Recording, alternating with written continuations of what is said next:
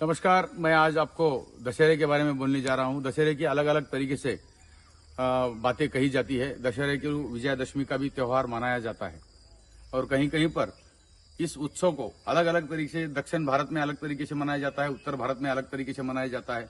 भारत देश के अंदर जिस तरह से दशहरे के बारे में धारणाएं बनी हैं, वो धारणाएं अलग अलग तरीके से मनाई जाती है। मगर दशहरा ये क्षेत्रीय लोगों का त्यौहार माना जाता है। हम भी एक बंजारा कम्युनिटी से बिलोंग करने वाले लोग हैं।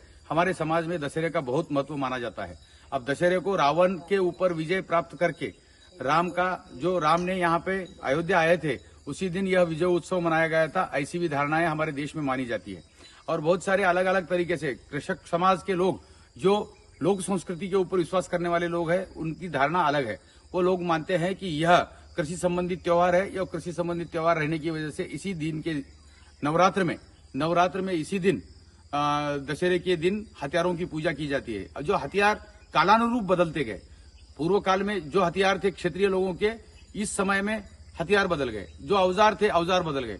क्षेत्र यानी जमीन, इसके बारे में गौतम बुद्ध ने बहुत अच्छी तरह से बताया है। खेत में रहने वाले जो लोग हैं वही क्षेत्रीय है, जिसे खेतरीय शब्द से उत्पत्ति हुई है, जिस पाली शब्द से बिलोंग करता है। पाली शब्द में क्षेत्र को खेती कहा जाता था। खेतरीय मतलब खेत में रहने वाले लोग ही क्षेत्रीय थे। और खेत में रहने वाले कृषक लोग थे जो कृषि संबंधित कार्य करते थे। कृषि करने का दक्षिण भारत में, अगर भारतीय संस्कृति में सबसे प्राचीनतम इतिहास रहा है तो इंडस वैली सिविलाइजेशन का रहा है। इंडस वैली सिविलाइजेशन से पहले इस भारत देश में, पूरे दुनिया में जहां कहीं पर भी इंसान बसते थे, उस समय मैं तो ये बात तक कहता हूं कि यूरोप में जब लोगों को जीने का तरीका तक मालूम नहीं था, उस समय हमारे देश में एक संस्कृति फल फूल रही थी, जिस संस्कृति को हम इंडस वैली संस्कृति भी कहते हैं, इंडस वैली सिविलाइजेशन कहते हैं, जिसे हम हड़प्पा और मोहनजोदड़ो संस्कृति कहते हैं। इस मोहनजोदड़ो और हड़प्पा संस्कृति का सबसे महत्वपूर्ण भाग यह है कि यहाँ पे उपलब्ध धान्यागार यह सिद्ध करते हैं कि यहाँ पर कृषि कार्य बहुत अधिक मात्रा में किया गया था। और यहाँ से फॉरेन कंट्रीज, जहाँ पे प्रदेशों के बड़े बड़े राज्यों को, मतलब यूरोप, रोम और मेसोपोटामिया, इस राज्यों को यहाँ से कृषि उत्पन्न, जो अनाज उत्पन्न होता था, वो अनाज भी इस देश से उधर निर्यात किया जाता था। इसी तरह से यह दशहरे का जो त्योहार है, यह महत्वपूर्ण यह है कि इस त्योहार के लिए हमारे लोक संस्कृति में साती आसरा को बहुत महत्वपूर्ण माना गया है। साती आसरा मतलब सप्त जल मात्रकाएं हैं। जो जल मात्रकाओं की पूजा हमारे दक्षिण भारत में और उत्तर भारत में जो क्षत्रिय समाज के लोग हैं, वो क्षत्रिय समाज के लोग सप्त मात्रकाओं की पूजा किस लिए करते हैं? सप्त मात्रकाएं जलधाराओं के अंदर बसती है, इस तरह से वैदिक साहित्यों में भी उसका वर्णन मिलता है। अब इसका सबसे महत्वपूर्ण कनेक्शन यह है कि जल ही हमारी संस्कृति का और इंसानी बस्तियों का, इंसानी जीवन का सबसे महत्वपूर्ण भाग रहा है। शुरुआत से जहां पे जल होता है, वहीं पे इंसान या कोई जीवित प्राणी या कोई जीव का निर्माण होता है। यही शास्त्रीय मानना है और वैज्ञानिकों का भी कहना है। तो इस पृथ्वी के ऊपर इंसानी शुरुआत जब हुई तो जल के शुरुआत से ही हुई है, इसीलिए जल को बहुत अधिक माना जाता है। अभी बहुत सारे वैदिक साहित्यों में भी बहुत सारे प्रमाण मिलते हैं और हमारे लोक संस्कृति के आख्यायिकों में या लोक कथाओं में से बहुत सारे, लोकगीतों में से बहुत सारे प्रमाण हमको मिलते हैं। तो इस प्रमाणों के साथ में सबसे महत्वपूर्ण बात यह मानी जाती है कि कृषक समाज रहने की वजह से कृषि संबंधित जो खरीफ का पहली फसल पूरा होने के बाद जब हम वरुण राजा, जिसे हम मेघराज कहते हैं, उसका धन्यता अर्पण करने के लिए इसी 9 दिन के अंदर बंजारा समाज के लोग पूरे वर्ल्ड में, मैं हालांकि हिंदुस्तान की एक की बात नहीं कहूं, पूरे वर्ल्ड में जहां पर भी बंजारा समाज रहता है, जिसे गोर कहते हैं, जिसे गोरमाटी कहते हैं, जिसे अलग अलग तरीके से 30-35 नामों से अलग अलग राज्यों में अलग अलग तरीके से इनकी पहचान है, उनका नाम से पहचाना जाता है।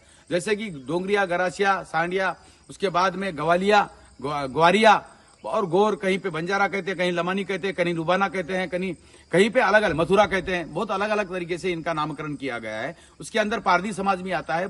जब हम वरुण राजा, जिसे हम मेघराज कहते हैं, उसका धन्यता अर्पण करने के लिए इसी 9 दिन के अंदर बंजारा समाज के लोग पूरे वर्ल्ड में, मैं हालांकि हिंदुस्तान की एक की बात नहीं कहूं, पूरे वर्ल्ड में जहां पर भी बंजारा समाज रहता है, जिसे गोर कहते हैं, जिसे गोरमाटी कहते हैं, जिसे अलग अलग तरीके से 30-35 नामों से अलग अलग राज्यों में अलग अलग तरीके से इनकी पहचान है, उनका नाम से पहचाना जाता है। जैसे कि डोंगरिया, गरासिया, सांडिया, उसके बाद में गवालिया, ग्वारिया और गौर कहीं पे बंजारा कहते हैं, कहीं लमानी कहते हैं, कहीं रुबाना कहते हैं, कहीं पे अलग अलग मथुरा कहते हैं। बहुत अलग अलग तरीके से इनका नामकरण किया गया है। उसके अंदर पारधी समाज भी आता है, बहुत सारे घिसाड़ी समाज आता है, बहुत सारे समाज है जो मसंजोगी से कनेक्टेड। ये बहुत सारे समाज जो है हमारे हिंदुस्तान के जितने भी कृषक समाज है, इन कृषक समाजों का सबसे महत्वपूर्ण रोल रहा है इस त्योहार के लिए। तो यहाँ पे क्या माना जाता है कि कृषि संबंधित कार्य खरीफ की फसल पूरी होने के बाद, जिस वरुण राजा की वजह से हमारी खरीफ की फसल अच्छी हुई है, इस खरीफ की फसल अच्छी होने के बाद जो रबी की फसल आने वाली है, उस फसल के लिए यह नवरात्रि में देवी का अखाड़ा बिठाया जाता है। अखाड़े के अंदर वहां पे एक टोकरी, सिंधी की टोकरी रखकर उसके अंदर काली मिट्टी डालकर उसके अंदर गेहूं बोया जाता है। गेहूं बोकर उसके अंदर जवारा उगाया जाता है और 9 दिन के बाद जो जवारा उगता है, यह जवारा इसी दिन सब लोग सीमोल्लंघन करके, सीमाोल्लंघन मतलब इसका मतलब क्या है, सीमाोल्लंघन का अलग तरीके से अलग अलग साहित्यों में अलग अलग तरीके से देखने को मिलता है, मगर लोक संस्कृति में इसका मतलब यह नहीं है कि सीमोल्लंघन का मतलब यह है कि शुरुआत में जब कृषि कार्य करते थे तो जमीन बहुत सीमित मात्र थी, जमीन बहुत थी मगर जंगल का विस्तार बहुत था, हिंस्र प्राणियों से बहुत डर रहता था, इसलिए सीमा के बाहर जाना बहुत अवगढ़ काम था, बहुत मुश्किल काम था। तो इसी दिन से यह लोग सीमा का उल्लंघन करके दूसरे क्षेत्र में जाके हिंस्र पशुओं को हटाकर वहां पे सुपीक जमीन को ढूंढते थे और वहां पे अपना डेरा बसाकर जमीन को उगाने का, कृषक काम करने के लिए जमीन बनाते थे, इसीलिए यह सीमा उल्लंघन होता है। इसी दिन औजारों का उपयोग होता था, इसको जिसे हम अब आधुनिक भारत के इतिहास, आधुनिक इतिहास के माध्यम से अगर देखा जाए तो इसे हम साम्राज्य विस्तार कहते हैं। यह साम्राज्य विस्तार ही था उस समय में जब कृषि कर्म की शुरुआत हुई। तो इसका एक अलग तरीके से इतिहास है, उसको मैं अलग तरीके से बंजारा समाज के इतिहास के साथ में मैं जोड़ के उसके बारे में अलग तरीके से वीडियो बनाऊंगा और हमारे किताब में भी वो आने वाला है। तो यह सीमा उल्लंघन करके, उस सीमा उल्लंघन करने के बाद किसी एक बड़ी नदी के अंदर, जहां पे अष्टदिक्पाल जो हमारे यक्ष राजा कुबेर के अष्टदिक्पाल थे, उसमें से एक बसोबा नामक देवता रहता है जो पानी के बाजू में बसता है, उसको भी नारियल चढ़ाया जाता है। वागजाई मतलब कैटल। मैं जिस मंदिर की आज पूजा करने आया हूं, यहाँ पे जिस मंदिर के ऊपर मैं ठहरा हूं, उस मंदिर को वागजाई कहते हैं, जो उषा से संबंधित है, जो कृषक लोगों से संबंधित है। उषा का मतलब होता है प्रभातकालीन दशा। उषा का मतलब होता है नवनीत, सृजनता का प्रतीक माना जाता है। उषा के नाम से एक फल भी है, मेरे खेत में है, मैं कल या अगले वीडियो में बताऊंगा। वो फल जो कृषक समाज हमारे हिंदुस्तान में का है, उस कृषक समाज जो रवि, जिसे हम रवि कहते हैं, जो मक्खन मांजने की जो रवि रहती है, रवि मतलब पहले जमाने में रस्सी बांधकर उसे हिलाया जाता था, तो उसको हिलाने के वाले उस रवि के ऊपर उस वशेला नामक जो लाल रंग का होता है, जो रुद्र का प्रतीक है, जो वरुण का प्रतीक है, जो लाल रंग से जिसे संबंध रखता है, तो उसको इसके ऊपर, उस रवि के ऊपर बनते हैं, जिससे दूध दुबता कहते हैं मराठी में, और हिंदी में उसे, जहां पे दूध दही की उत्पत्ति ज्यादा होती है और जानवर जो है दूध ज्यादा धोते थे। तो इस तरह से यह इसका पीछे का बैकग्राउंड है। तो वो लगाने से क्या होता है कि सृजनता का प्रतीक है। अब सृजनता मतलब क्या है, उसके अंदर नवनीत की उत्पत्ति होती है। नवनीत मतलब लोनी, जिसे हम सृजनता से ही नवनीत की उत्पत्ति हुई। और ऐसा भी कहा जाता है कि प्रभात काल में अध्ययन करने के बाद ज्यादा दिन तक वह अध्ययन याद में रहता है। अभी भी हमारे बड़े बुजुर्ग यही कहते हैं कि नवनीत का सेवन करने से, जिसे हम लोनी कहते हैं, जिसे मक्खन कहते हैं, जिसे बटर कहते हैं, तो बटर जो है, बटर खाने से, अब जो बटर खाने वाला कौन था हिंदुस्तान के इतिहास में? सबसे ज्यादा बटर खाने वाला भगवान श्री कृष्ण थे, जिसने भगवत गीता लिखी, हमारे हिंदुस्तान के इतिहास को एक नए आयाम तक पहुंचाया, जिसे न्यूटन जैसे लोगों ने भी नहीं बताया। वह बात आज से हजारों साल पहले जिन्होंने कहा कि जैसा कर्म करेगा वैसा फल देगा भगवान, जिस तरह से उन्होंने कहा है ओवरऑल सभी चीजों के बारे में, एक्शन टू रिएक्शन, जिस तरह से न्यूटन का थर्ड लॉ है, उसी लॉ को आज से 5000 साल पहले भगवान श्री कृष्ण ने कहा है। तो इसी तरह से हमारी संस्कृति, इस भारतीय संस्कृति, लोक संस्कृति आधुनिक संस्कृति से मेल खाती है, वैज्ञानिक विचारों से मेल खाती है। इसी तरह यह लोग जाके अष्टदिक्पाल की पूजा करके वह जो बोया हुआ गेहूं रहता है, जिसे हम जवारा कहते हैं, वह जवारा उस नदी में छोड़ देते हैं,